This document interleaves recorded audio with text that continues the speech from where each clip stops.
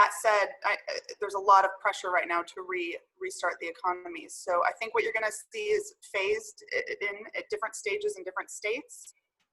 So keep an eye out for which states are opening up probably first. But, you know, the other thing to just, as we're going through the next year or even 2 years here, you know, a lot of folks who would be buyers have lost jobs and are not going to have the same sort of purchasing power that they would have otherwise had. So it's, I think, you know, just my view is that this is going to be a slow recovery, unfortunately, for buying. One of the other challenges for a lot of companies is not only are they opening, but they want to convince customers that it's safe to come to their stores. That's another thing they have to take into account. So even if the store is open, the question will be, will the customers feel safe at this time to return to the stores?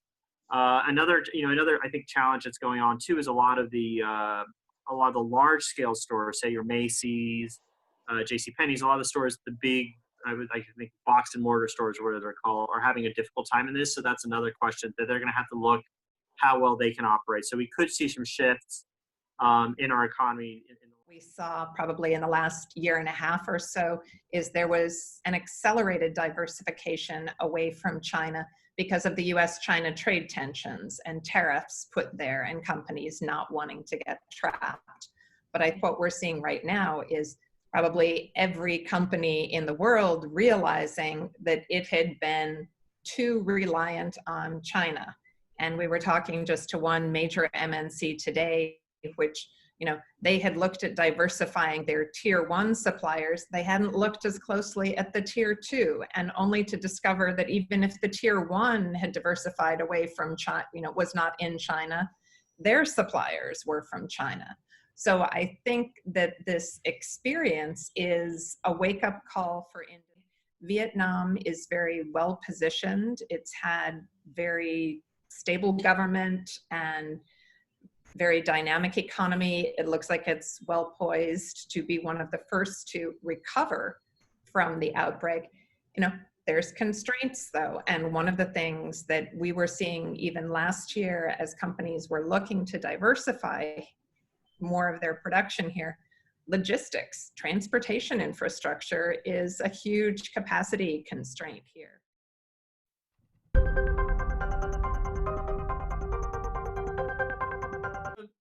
End of last year, we were very, very lucky because we get one of the biggest shops in Germany called Segmüller.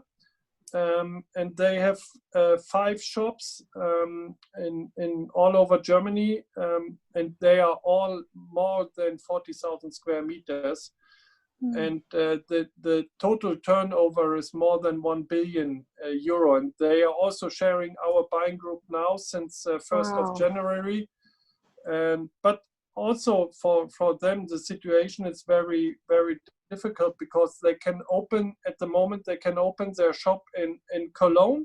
This is allowed, but the 2 shops in Bavaria, they still have to close. Yeah. So, and this makes it very complicated for all deliveries and everything. Yeah. So yeah, they are also not very happy with this situation.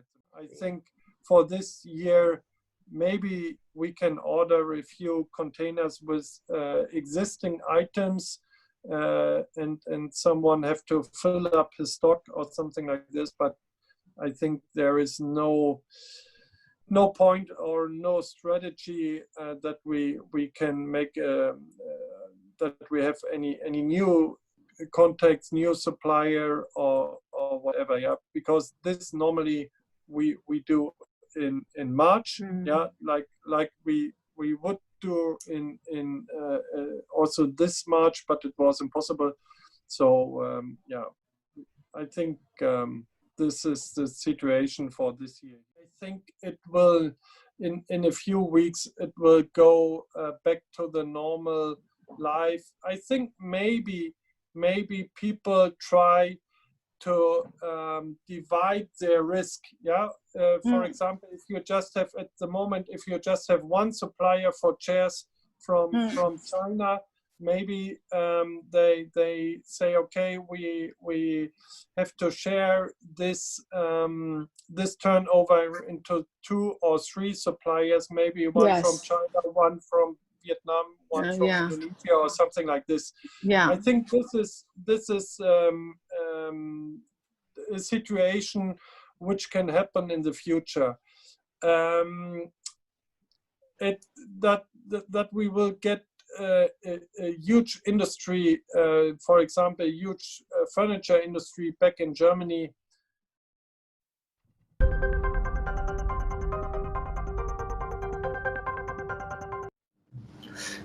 이 부분은 아직까지 그 코비드 19의 영향이 본격적으로 나타나기 전에 어떤 3월달 기준이기 때문에 그 감소폭이 큰 걸로 보이지는 않는 상황입니다. 하지만 앞으로 이 상황이 불확실성이 많지만은 상황이 지속된다고 하면은 한국도 이제 좀 이 무역이라든가 또 그다음에 그 내수 어떤 그 소비 시장의 감소는 좀 불가피할 것으로